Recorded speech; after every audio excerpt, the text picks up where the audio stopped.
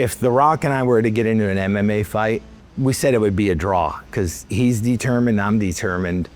And we just kind of said, we'll leave it to everybody else to decide who's the toughest. I'm Mark Kerr. Follow me today. I'm going to show you what my workout looks like.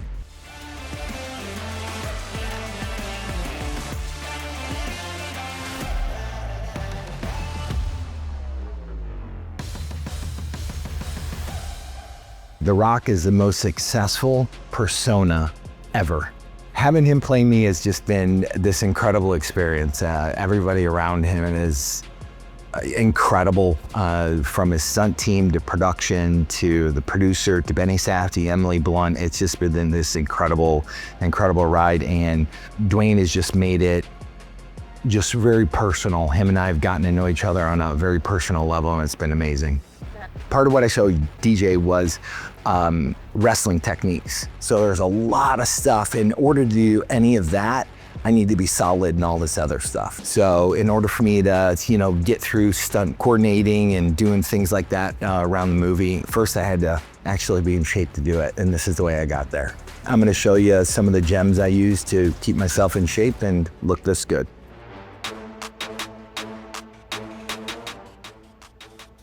The first thing I'm gonna do is what I call a T-spine, and it opens up my hips, it activates my transverse abdominals, pushing my low back on the ground to where it touches the floor, and then from there it's just rotation over, and then I turn palm up on the side, opposite side where I'm rotating, palm up. Everything that I did when I fought was purposeful, and I had to get back into the gym with that same intention. What's purposeful? I'm working towards quality of life. I'm working towards, longevity, being able to stay active. And so this stuff is just hugely important as I move forward in my life to be able to have the activity level that I want to have. The next thing I do is a hip opener, and I use a kettlebell to be able to do it. It just helps me stabilize my upper body. Both arms are up on the chest, knee and ankle and foot are aligned. And then I'm standing tall is the big deal because I have to be able to engage this front hip flexor, and I have to be able to engage my glute in the back. And then it's just the slow rock out. Slow rock out.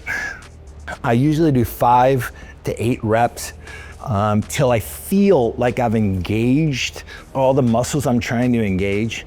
And it's just really important when you stand in here is to stand tall, like I said, because it engages your glute. It'll get your hip flexor open, to get this hip open, and it'll get your groin and your other hip open at the same time. You stack 3 exercises together, it activates a certain part of your body. Right now I'm focusing on my hips to keep them activated in my pelvic floor, transverse abdominals. So the first one I did was with a kettlebell, and it's, again, holding it because it keeps posture. If you're here, usually hung over, rolled over back, you don't want to be. And I make sure that when I'm doing the squat, actually my knees don't go over where my toes are, and I can sit down in it. I usually have a 1-minute pause at the bottom because it continues to activate, and then I'm up, I'm up, I'm up. And remember, again, your breathing's at the top.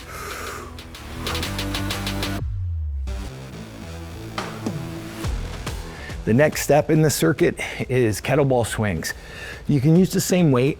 They usually correlate with where your strength is.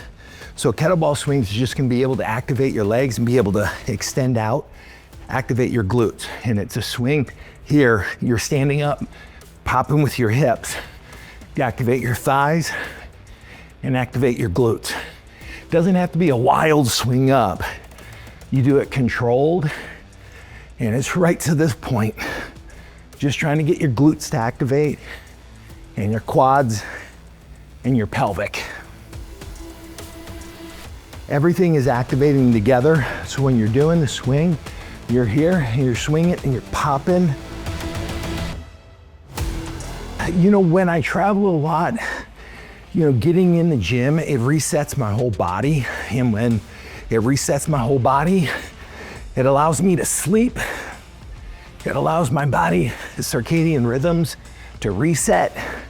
And it's hugely important for my mental space as well. I have to put my health above everything else, because without it, I don't have any of this. So my health is the priority over almost everything else that's going on. So after I do the swings, to continue to activate my glutes, my quads, and my transverse, I plank hold for 30 seconds. Now I don't do a high plank, I just do a plank where I know I'm locking those muscles in. It's more important to me than trying to have any other position. So right now my glutes are activated, my transverse, my quads, my low back, everything's working to hold it in place.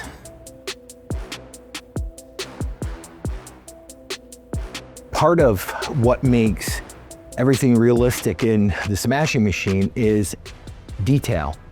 And part of that detail, like you would have to be able to have certain positions when you're wrestling and attacking and stuff like that. And that's this posture and this form. And so we had talked about like, how do you get there? What do you do? And stabilization was a huge part of it, and activation was a huge part of it. Activating these certain muscle groups and stabilizing them to be able to have these positions. First one's a dead. Remember at the top to release your hips. Boom, pop out, pop out.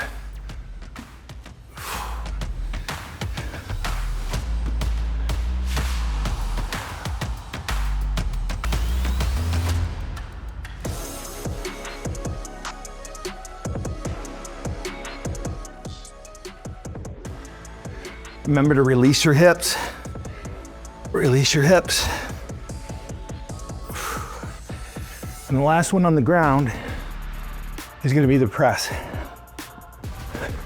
Now remember, I'm doing them right-handed and left-handed.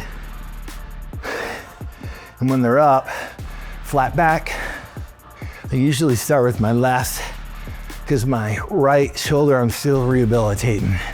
It's getting better, it's just not quite there yet.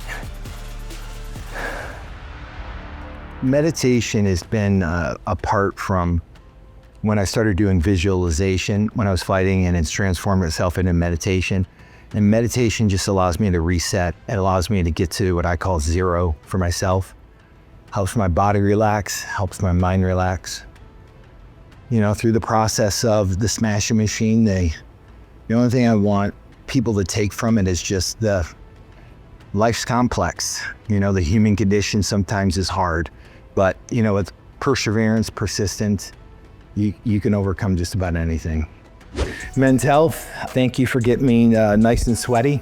That was my stabilization workout.